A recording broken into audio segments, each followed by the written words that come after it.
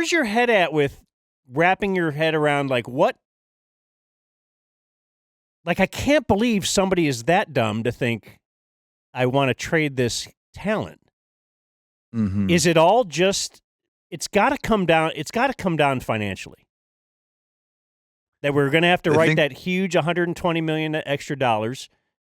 So on one hand, I think that, and while I answer the question I'm asking you for you, on the other hand, it looks like Anthony Davis is going to require a pretty good financial the money's not kick. that different, and they're going to have to now really. Kyrie has him over a barrel because he's going to be like, well, you got to max me out. What are you going to do if you don't max Kyrie out? Yeah.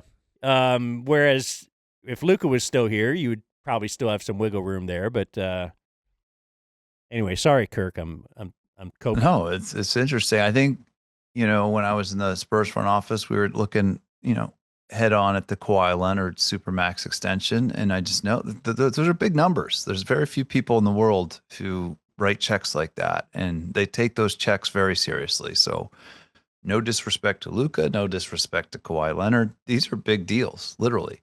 And they have gravity. And I think that is a good thing to bring up. Ultimately, when I've tried to explain this decision, I come back to a few things. Number one, the love for Anthony Davis by Nico Harrison. And that explains why there was only one team involved, the Los Angeles Lakers, which is a big question mark. I don't think many executives around the league would have handled it that way, but I think that explains why the Lakers were the only team targeted. I think I disagree with the assessment that Anthony Davis is a better player than Luka Doncic and by any means, but I think it explains how he got here.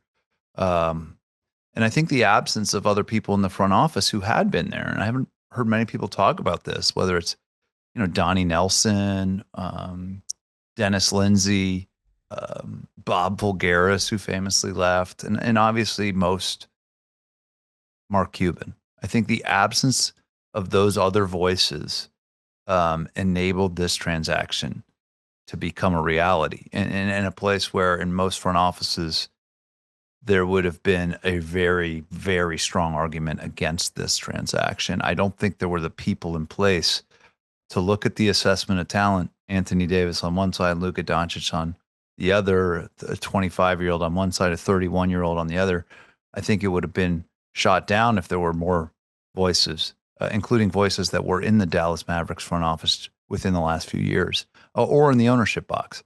So I think you have to explain it with that too. It took a new owner. It took lack of voices around the whiteboard, and it took a pre-existing relationship between Nico and Anthony Davis to maybe cloud some of the judgment here. But that's how I explain it in my head, guys. So you did work for an NBA team.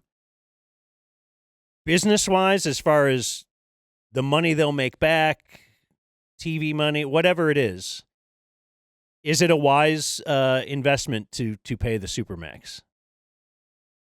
You never want to lose the asset.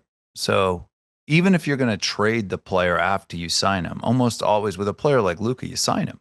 And then if you need to trade him, you have the out years, which makes him a more valuable asset to trade to somebody like the Lakers or the Heat or the Knicks, right? Oh, yeah, we got him for 5 years locked up, as opposed to he's a lame duck. He's going to be a free agent in a year. That's a really weak position to trade somebody in. Like the one they're in now.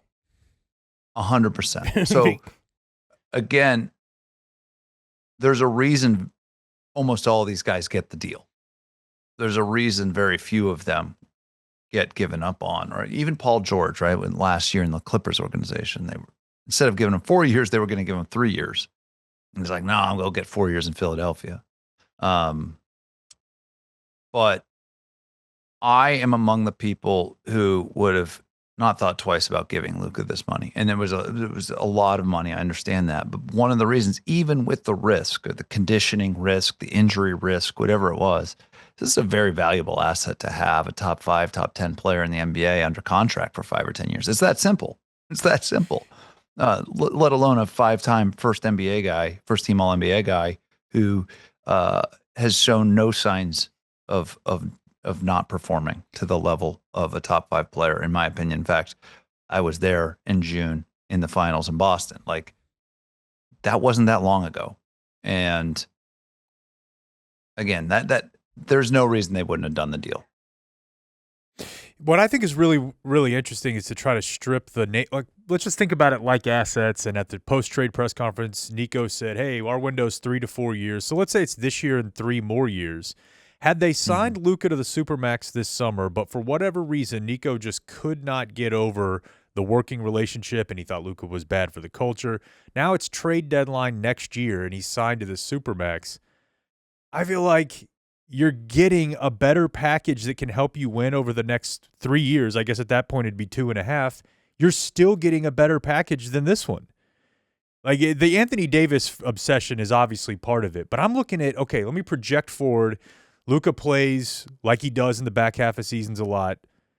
He's a top 5 player for the rest of the year. He signs a Supermax. He's a top 5 player for the first half of next year, but there's all this stuff rumbling underneath. You move him at the deadline, you get a better deal than this. You're better positioned to win in 26, 27, and 28 if you do it that way. That's the part I can't get over, is that you're going to win any trade with where you're trading Luka if he's on that max deal with voidable years. That's the part I can't wrap my head around. Yeah, one of the executives I talked to in the league was like, "Hey, the why is one thing. The why is like the culture thing. We're done here. We don't want Luka to be part of our future. That's the determination. That's the why." I think people around the league will always talk about this trade in history with the how. The how is inexcusable. The why, probably inexcusable too, but the how is definitely inexcusable. If you're selling your house in a nice neighborhood in Dallas, you don't take the first offer. You know, it would be ridiculous for you to show it to one person, get their offer. By the way, get negotiated down from that first offer and then sell your house. Yeah, that's a good example. And also, the kids love the house. They're in love with the house. Yeah. The house means a lot to them. They like living here. They have a personal connection to the house. Please don't trade our house. Right, the house that you built specifically for you. Exactly. You know all the secret little things in there. Yeah, that's. I mean, the other example is an old school Dallas example that I've cited a few times talking about this deal is like when Jerry bought the Cowboys and he traded Herschel Walker, right? He brought back a dynasty of assets. It's like, we're going to get off of this generational running back and switch gears. And next thing you know, you got 3 Super Bowls. And that's the kind of generational haul you would get. Luka Doncic is probably better than Herschel Walker ever was in his sport. And, you know, if you would put this in front of the Spurs or put this in front of the Thunder or put this in front of the Pelicans, I bring those teams up because they have endless draft assets right now. You would have gotten more than Max Christie and Anthony Davis long term. You would have been enjoying the fruits of this deal in the 2030s. There would have been an all-star in the 2030s wearing a Mavs jersey that you'd be like, oh yeah, that's what we got back. So I think the why and the how is a good point too. Yeah. Wrong determination on the why, but also poor execution on the how. Well, if Nico and Pelinka were really friends, that's a terrible friend to have. Pelinka screwed him. Dan thinks he should have looked out for him and been like a protective factor. Look, I gotta, buddy. You got to take Austin Reeves or something. Yeah, I mean, you got to make it look a little better. You don't understand what you're doing here, but he understood right away. Yeah, keep it quiet. How about that bit, Kirk? Hey, Nico asked, "Could you keep it quiet?" Oh, Pelinka's like, all right. Please don't talk to any other teams. I'll try to keep it quiet because we're such good friends, Nico. I'll keep this under my, like, can you imagine his thoughts, Pelinka, when he went home that night? Or when like the second that he quiet. Huh?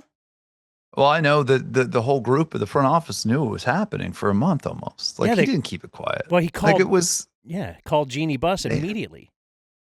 Yeah, and the front office was at work, like putting a roster together and building trade trade deadline scenarios based on a reality where they might have number 77 in purple and gold. Like, this was not kept quiet. So do we believe? I'm sorry. No, I don't believe the Lakers kept this between Jeannie and Rob Pelinka. I don't think that happened. Well, it feels like Anthony Davis's camp had to know, because there's no way the trade kicker. Yeah, he just says, I won't take that money. Why? Yeah, like that's another sort of smoking gun, isn't it?